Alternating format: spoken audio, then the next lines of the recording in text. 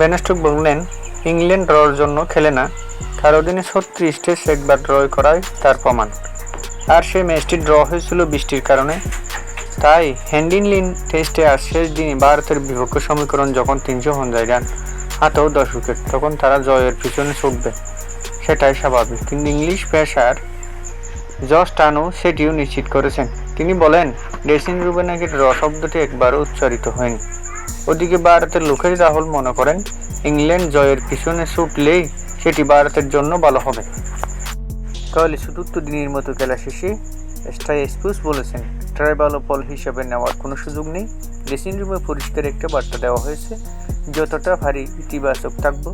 কাল আজ ভারত কিছু সময় ভালো বোলিং করবে, কিন্তু আমাদের দরকার চাপ সামলাতে রাখা এবং আবার চাপ সৃষ্টি করা। এই রান তাড়া না করার কোনো কারণ দেখছি না।